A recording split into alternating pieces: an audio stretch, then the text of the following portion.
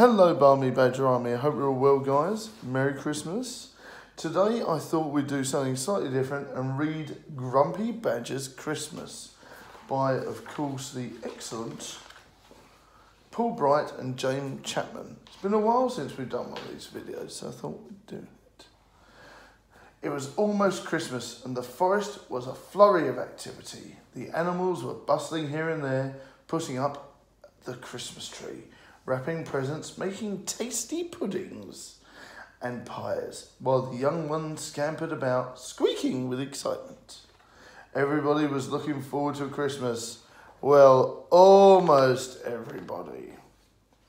Grumpy Badger looked out of his window and scowled. "Happy Christmas," shouted Squirrel. "Happy Christmas, Bah!" shouted back. "What piffle? I'm a sensible creature and sleep all through the cold winter. Now I am going to bed until the spring, and if anyone wakes me, I shall be very, very grumpy." And with that, he pulled his window shut with a clunk. Grumpy Badger knew he would be very hungry when he woke, so he checked his larder. There were puddings, pickles and pastries, packets of hams and cheeses, crispy crackers, jars of fruit and sticky sweet jams. "That should do," he said. Then he filled his hot water bottle and climbed into bed. And then just as he closed his eyes, when there was a knock at the door, bang, bang, bang. It was Mole. "Happy Christmas, Mr. Badger," he said timidly. "I'm sorry to bother you. I've been trying to put the lights on the Christmas tree, but it's just too big. Please can I borrow your ladder?" "Christmas tree," spluttered Grumpy Badger. "Piffle and double piffle. Christmas is for sleeping, and that's what I'm trying to do." And he closed the door with a bang. "Bah," huffed Grumpy Badger, climbing into his bed. "Borrow my ladder indeed. All I want is a bit of peace and quiet, and leave me alone." He peeked under his bed, where he put the more food for springtime, candies and cookies and cherry cupcakes. Then he cuddled deep into his big warm eiderdown and was just starting to snore when there was another knock at the door. Bang, bang, bang. This time it was Squirrel. "Hello, Badger," he said cheerily. "I brought you a Christmas present." "Christmas presents," snorted Grumpy Badger. "Piffle and triple piffle. I don't like presents. I don't like Christmas. All I want is a little peace," and shut the door with a crash.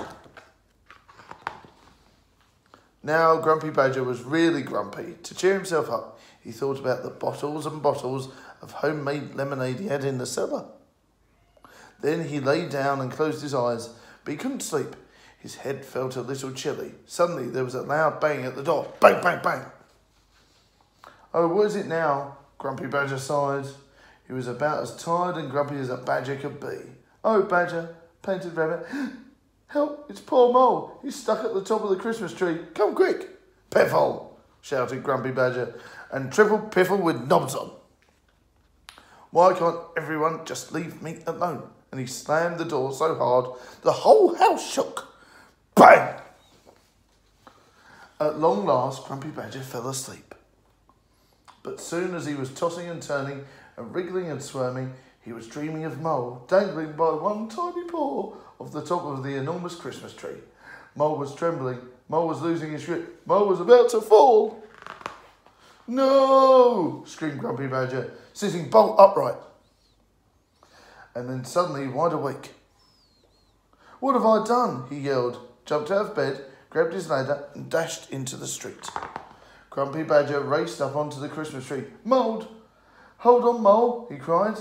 Scampered up, ladder, scooped Mole gently in his arms and helped him down to the ground. "I'm sorry," said Grumpy Badger. "What a grumpy old fool I've been." And he gave Badger back his Christmas present, a soft, fluffy nightcap. "I've been so grouchy," said Grumpy Badger.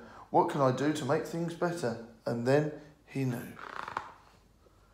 Badger's Christmas party was the best ever. There were puddings, pickles and pastries, cheeses and hams and sticky sweet jams, cookies and cupcakes, and bottles of homemade lemonade. They jiggled and jived and joked and laughed late into the night. "Happy Christmas, everyone," Badger cried, "and if you don't come to my party next year. I'll be very grumpy indeed. The end. I hope you guys enjoyed this. It was a real change of pace for me to do this sort of video. I did these to begin with a long time when I started the channel about 5 years ago. So let me know if you enjoyed that and what books you would like read if you fancy me to do that sort of thing again. So thanks very much, guys, and Merry Christmas from me, the Badger, the Boss, and Badger Jr. And I'll see you in the next vlog, video or stream. Bye for now, guys.